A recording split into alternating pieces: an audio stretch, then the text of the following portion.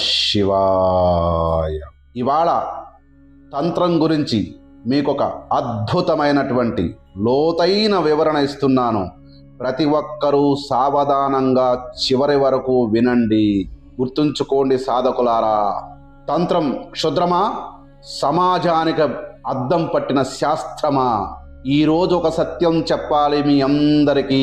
చాలా కాలంగా వింటున్నాను, తంత్రం అంటే క్షుద్రం అంటున్నారు, అధర్వణ వేదం అంటే క్షుద్రం అంటున్నారు, తాంత్రిక సాధన అంటే చెడు అంటున్నారు. సినిమాల్లో కూడా తాంత్రికుడు అంటే నల్లని వస్త్రాలు ధరించి శ్మశానంలో నాట్యమాడే దుష్టుడుగా చూపిస్తున్నారు. వార్తాపత్రికల్లో తంత్రం అంటే మోసం, దోపిడీని రాస్తున్నారు. సోషల్ మీడియాలో తాంత్రిక గురువు అంటే వెంటనే క్షుద్రమని ముద్ర వేస్తున్నారు. ఈ మాటలు వినేటప్పుడు నాకు భయం కలగడం లేదు, బాధ కలగడం కూడా లేదు. ఒక్కటే అనిపిస్తుంది, ప్రపంచంలో తప్పుడు సమాచారం వ్యాపిస్తున్నది. వేలాది సంవత్సరాల శాస్త్రాన్ని అజ్ఞానం కప్పివేస్తున్నది.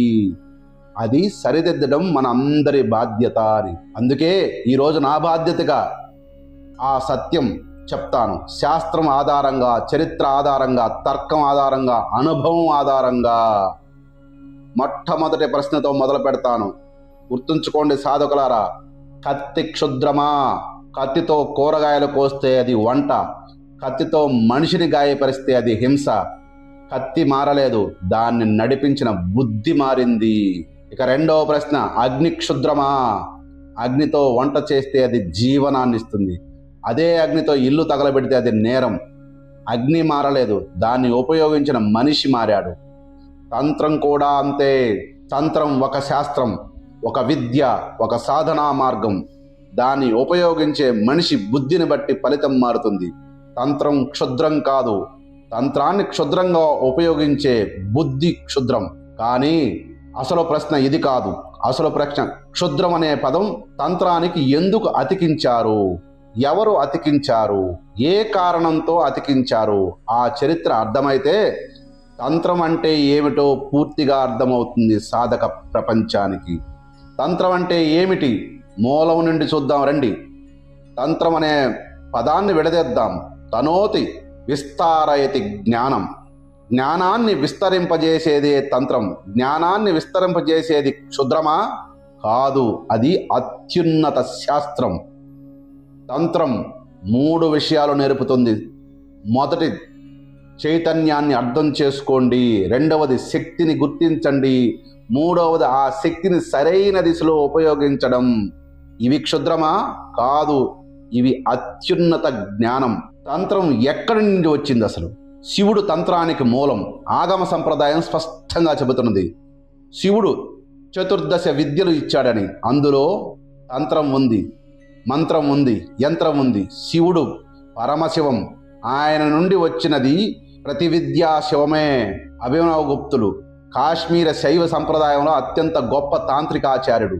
తంత్రాలోకంలో స్పష్టంగా చెప్పాడు, శివుడు జ్ఞాన స్వరూపుడు. ఆయన ఇచ్చిన విద్య జ్ఞానమే. ఆ జ్ఞానాన్ని క్షుద్రం అనడం అజ్ఞానమని. అభినవ గుప్తుడు ఆనాటి సమాజంలో ఉన్న అన్ని వర్ణాల వారికి, స్త్రీలకు కూడా తంత్రదీక్ష ఇచ్చాడు. ఇది అప్పట్లో ఉన్న చాలామంది సహించలేకపోయారు. కానీ అతను తన నిలకడను వదలలేదు. కులార్ణవ తంత్రం చెబుతున్నది, జ్ఞానాత్ పరతరం నాస్తి అని. జ్ఞానం కంటే గొప్పది ఏదీ లేదు అని. ఆ జ్ఞానాన్ని అందించే తంత్రం క్షుద్రం ఎలా అవుతుంది? ఈ ఆలోచన ఉన్న బుర్రే క్షుద్రమని గ్రహించండి. చరిత్ర చెప్పే సత్యాన్ని గమనిద్దాం. ఇప్పుడు చరిత్ర వెనక్కి వెళదాం. హరప్ప, మొహంజదారో నాగరికత భారతదేశంలో వేల సంవత్సరాల క్రితం వర్ధిల్లింది. అక్కడ పురావస్తు శాస్త్రవేత్తలు ఒక ముఖ్యమైన ముద్ర కనుగొన్నారు. పాశుపతి ముద్ర. ధ్యాన భంగిమలో కూర్చున్న శివుని రూపం, చుట్టూ జంతువులు, యోగాసనంలో కూర్చున్న ఒక రూపం. తాంత్రిక సాధనకు అత్యంత పురాతనమైన ఆధారం. అక్కడ దొరికిన లింగం, యోని ప్రతికలు కూడా తాంత్రిక సంప్రదాయానికి చెందినవే. తల్లి దేవత ఆరాధన అక్కడే ఉంది. శైవ ఆరాధన ఉంది. ఇవన్నీ తాంత్రిక సంప్రదాయానికి చెందినవే. పురావస్తు శాస్త్రం ఒక విషయం స్పష్టంగా చెబుతోంది, సింధు నాగరికతలో శైవ తాంత్రిక ఆరాధన ఉంది. వేద సంప్రదాయం భారతదేశంలో స్థిరపడడానికి ముందు నుండే ఉంది అని. అంటే తంత్రం వేదంతో సమానంగా, వేదంతో పాటు నడిచిన స్వతంత్ర శాస్త్రం. ఇవి రెండు వేర్వేరు నదులు ఒకే సముద్రానికి చేరేవి. ఒకటి మరొకటి కంటే తక్కువ కాదు, రెండూ పవిత్రమే, రెండూ శివుని నుంచి వచ్చినవే. మరి ఇంత పురాతనమైన శివుడు ఇచ్చిన విద్య క్షుద్రం ఎలా అవుతుంది? ఇప్పుడు క్షుద్రం అనే పదం ఎక్కడి నుంచి వచ్చింది? చరిత్రలో దాగిన సత్యం గురించి తెలుసుకుందాం. అసలు విషయానికి వద్దాం. సంస్కృతంలో క్షుద్రం అంటే చిన్నది, సూక్ష్మమైనది, తక్కువ స్థాయిది అని అర్థం. ఇది మొదట తాంత్రిక విద్యలను వర్ణించడానికి వాడబడలేదు. తర్వాత కాలక్రమంలో కొంతమంది ఈ పదాన్ని తంత్రానికి అతికించారు. ఎందుకు అతికించారు? 3 కారణాలు ఉన్నాయి. మొదటి కారణం అజ్ఞానం. తంత్రశాస్త్రాన్ని చదవని వారు, అర్థం చేసుకోని వారు భయపడ్డారు. అర్థం కానిది ఎప్పుడూ భయపెడుతుంది, భయపెట్టేది ఎప్పుడూ క్షుద్రమని పిలుస్తారు. అది అజ్ఞానం నుండి వచ్చిన పేరు, శాస్త్రం నుండి కాదనే విషయాన్ని గమనించండి. ఉదాహరణకి చెప్తాను. కాశ్మీర్లో అభినవగుప్తుడు తంత్రాలోకం రాశాడు. ఇది అప్పటి అత్యంత లోతైన ఆధ్యాత్మిక గ్రంథం. కానీ వేద కర్మకాండ పండితులు దాన్ని అంగీకరించలేదు.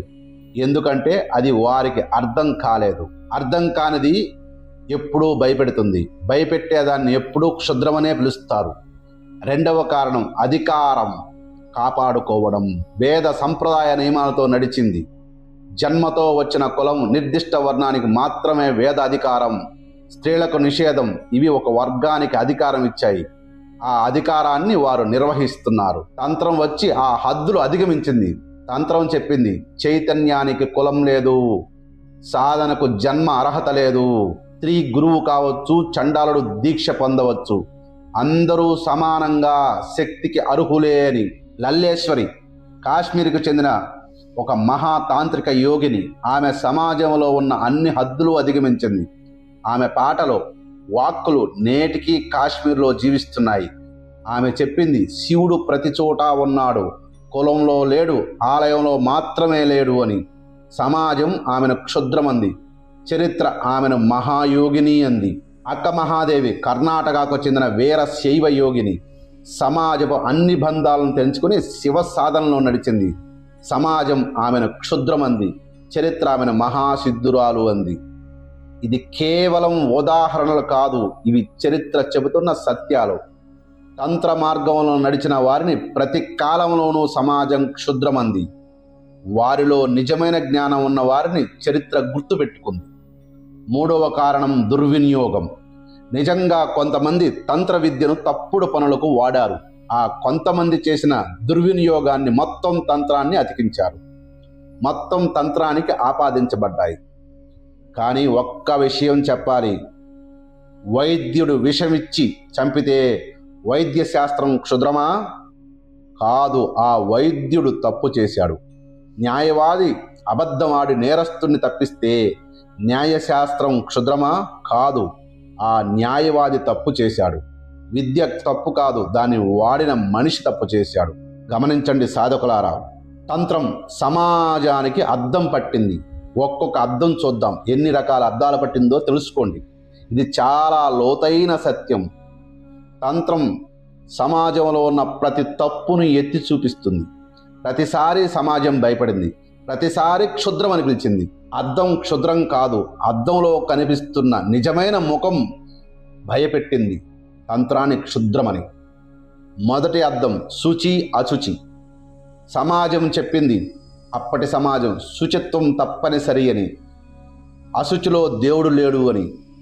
ఒక వర్గానికి అధికారం ఇచ్చింది. నీవు అశుచి అని చెప్పి మరొక వర్గాన్ని పూజ నుండి దూరం పెట్టింది. తంత్రం అడిగింది, బయట శరీరం శుచిగా ఉంచుకొని లోపల ద్వేషంతో నిండిన మనిషి శుచా అని, లేదా బయట ఏమీ లేకపోయినా లోపల ప్రేమతో నిండిన మనిషి శుచా అని. నీళ్లతో కడిగితే శుచిపోతుందా అని అడిగింది. లోపల మాలిన్యం ఏమవుతుంది అని అడిగింది. అప్పుడు సమాజం భయపడింది, మళ్ళా క్షుద్రమని ముద్ర వేసింది. కులార్ణవ తంత్రం చెబుతుంది, బాహ్య శుచిత్వం కంటే అంతర్గత శుచిత్వం గొప్పది అని. అహంకారాన్ని కడిగిన వాడే నిజంగా శుచి అని. సమాజం సమాధానం చెప్పలేకపోయింది, భయపడింది, మళ్ళీ క్షుద్రమని పిలిచింది. ఇక రెండవ అర్థం కులం. సమాజం చెప్పింది, కులం నిజం, జన్మతో కులం వస్తుంది, కులం బట్టి అర్హత నిర్ణయించబడుతుంది అని. అప్పుడు తంత్రం అడిగింది, మనిషిలో ప్రవహించే చైతన్యానికి కులం ఉంటుందా అని. చండాలుని శరీరంలో ఉన్న చైతన్యం వేరా, బ్రాహ్మణుని శరీరంలో ఉన్న చైతన్యం వేరా అని అడిగింది. రెండిట్లో శ్వాస తీసుకునేది ఒకటే కాదా, రెండిట్లో హృదయం కొట్టుకునేది ఒకటే కాదా, మరి చైతన్యానికి కులం ఎలా ఉంటుంది అని ప్రశ్నించింది. అభినవగుప్తుడు చెప్పాడు, శివ చైతన్యం సర్వత్రా వ్యాపించి ఉంది, అది కులం బట్టి పరిమితం కాదు, పాత్రత చైతన్యం నుండి వస్తుంది, జన్మ నుండి కాదు అని నొక్కి ఒక్కానించి చెప్పి ఉంది. సమాజం సమాధానం చెప్పలేకపోయింది, భయపడింది, క్షుద్రమని పిలిచింది. మూడవ అర్థం స్త్రీ. సమాజం చెప్పింది స్త్రీ తక్కువ, స్త్రీకి సాధన అర్హత లేదు, వేదం చదవకూడదు, స్త్రీ పురుషుడితో ఎప్పుడూ సమానం కాదు అని ఆ రోజుల్లో చెప్పింది. ఎప్పుడూ స్త్రీ పురుషుడిని అనుసరించే ఉండాలి అని. తంత్రం చెప్పింది శక్తి లేకుండా శివుడు శవం, పరాశక్తి లేకుండా ఈ విశ్వం కదలదు, ప్రతి చలనం శక్తి వల్లే. ఆ శక్తి స్వరూపం స్త్రీలో వ్యక్తమవుతున్నది. స్త్రీని తక్కువగా చూసేవాడు శక్తిని తక్కువగా చూస్తున్నాడు, శక్తిని తక్కువగా చూసేవాడికి శక్తి అనుగ్రహం ఎలా వస్తుంది అని ప్రశ్నించింది. తాంత్రిక సంప్రదాయంలో స్త్రీ గురువు కావచ్చు, స్త్రీ దీక్ష ఇవ్వగలదు, స్త్రీ సిద్ధురాలు కావచ్చు. లల్లేశ్వరి, అక్క మహాదేవి, ఆండాల్, కర్పూరది, వీరందరూ స్త్రీలే, వీరందరూ మహాసిద్ధులే. అప్పుడు సమాజం సమాధానం చెప్పలేకపోయింది, భయపడింది, క్షుద్రమని పిలిచింది. నాలుగవ అర్థం రాత్రి మరియు శ్మశానం. సమాజం చెప్పింది రాత్రి అపవిత్రం, శ్మశానం అశుభం, మృత శరీరం అస్పృశ్యం అని. తంత్రం చెప్పింది అర్ధరాత్రి మహాకాళి ప్రకాశిస్తుంది, చీకటిలోనే నక్షత్రాలు కనిపిస్తాయి, పగటి వెలుతురుల్లో చూడలేని సత్యాలు రాత్రి చీకట్లో కనిపిస్తాయి. శ్మశానం మృత్యువు యొక్క పాఠశాల.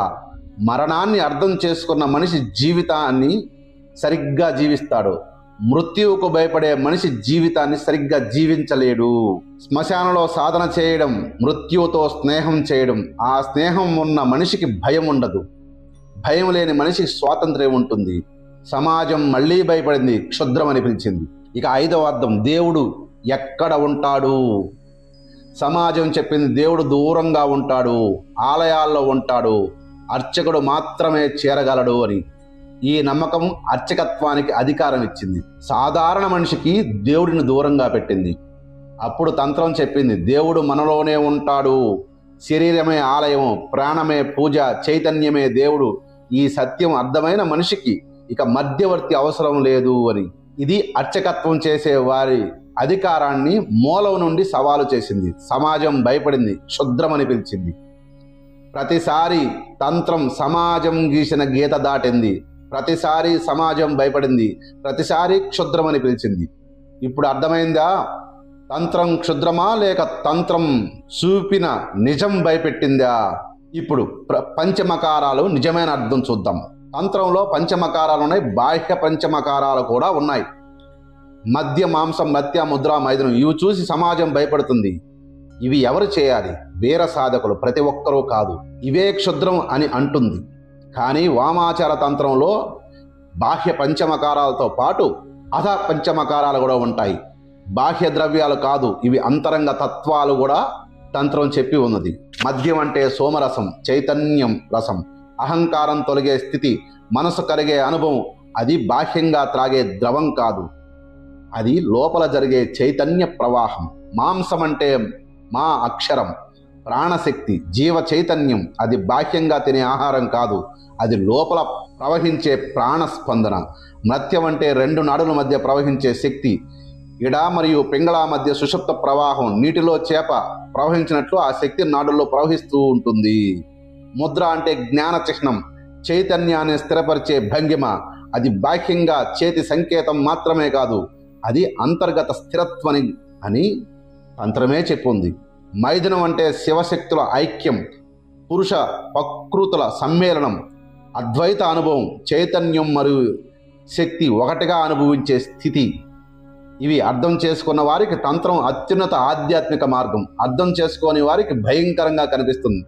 అర్థం కానిది ఎప్పుడూ భయపెడుతుంది, భయపెట్టే దాన్ని క్షుద్రం అంటారు. ఇది అజ్ఞానం, తంత్రం తప్పు కాదు.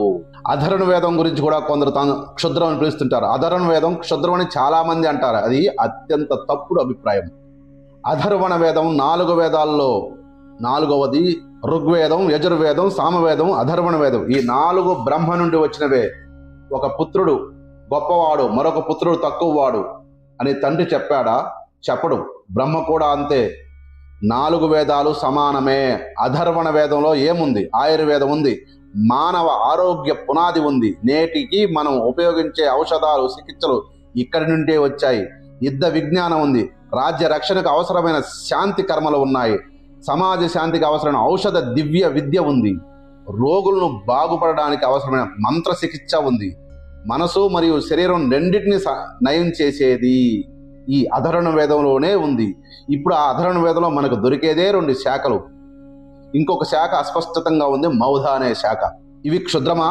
లేక ఇవి లేకుండా నాగరికత నడిచిందా? నడవగలదా? అభిచార మంత్రాలు కూడా ఉన్నాయి, నిజమే. కానీ అభిచారం అంటే ఏంటి? అభి అంటే వైపు, చారం అంటే కదలడం. ఒక లక్ష్యం వైపు శక్తిని కదిలించడం అభిచారం. ఆ లక్ష్యం ధర్మమైతే అది పవిత్రం, అధర్మం అయితే అది క్షుద్రం.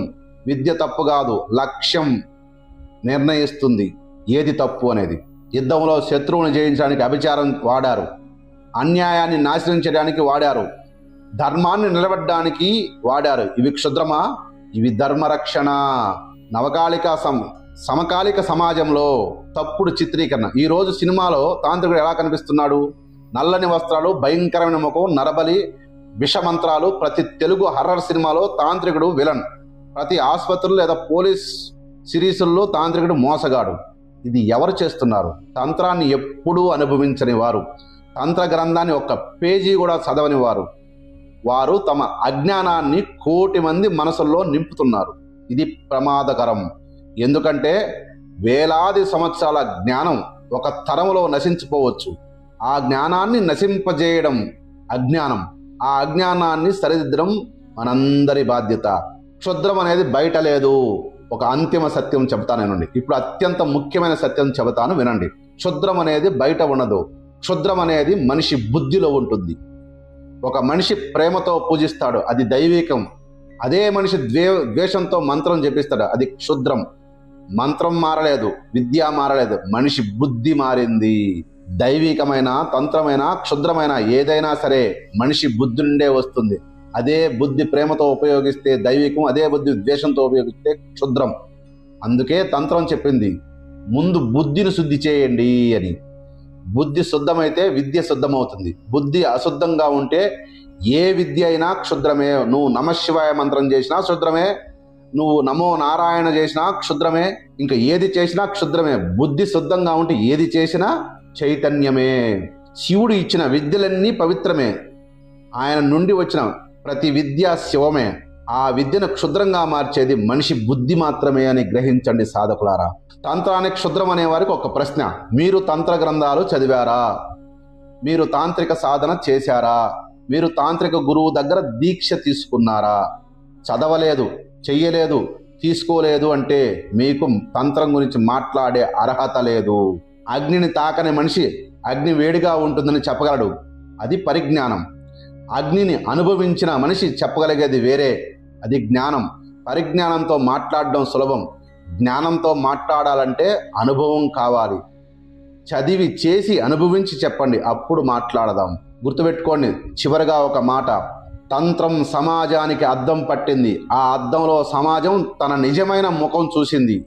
కులాహంకారం కనిపించింది, స్త్రీ వివక్షత కనిపించింది, అధికార దాహం కనిపించింది, అజ్ఞానం కనిపించింది. ఆ ముఖం చూసుకోవడానికి ధైర్యం చేయలేకపోయింది. అందుకే అద్దాన్ని క్షుద్రం అని పిలిచింది. గుర్తుపెట్టుకోండి, ఇక్కడ అద్దం అంటే తంత్రం. తంత్రం శివుని విద్య, వేదంతో సమానంగా నిలిచిన పరంపర, సమాజంలో ఉన్న అసమానతలు సవాలు చేసిన విప్లవం, అందరికీ సాధన అర్హత ఉందని చాటిన స్వరం, స్త్రీని శక్తిగా చూసిన దృష్టి, చండాలను చైతన్యాన్ని చూసిన జ్ఞానం. సమాజంలో ఉన్న అజ్ఞానం క్షుద్రం, అహంకారం క్షుద్రం, భేదభావం క్షుద్రం, స్త్రీని తక్కువగా చూడడం క్షుద్రం, కులాన్ని అడ్డుపెట్టుకుని సాధన నిరాకరించడం క్షుద్రం. ఆ క్షుద్రాన్ని తొలగించడానికే తంత్రం వచ్చింది. ఆ తంత్రం క్షుద్రం కాదు, తంత్రం శివం. నవకాలిక తాంత్రిక సంస్థానం ఆ శివమైన తంత్రాన్ని సాధకులకు అందించాలని నిలబడి ఉందని గమనించండి. సర్వే జనా సుఖినో భవంతు.